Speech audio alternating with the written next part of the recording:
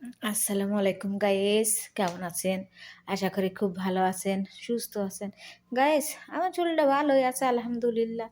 বাইরে মেরে বেরোতে পারি না, সারাদিন ঘরের ভিতরে থাকি, কাজ মাজ করি, রান্না করি।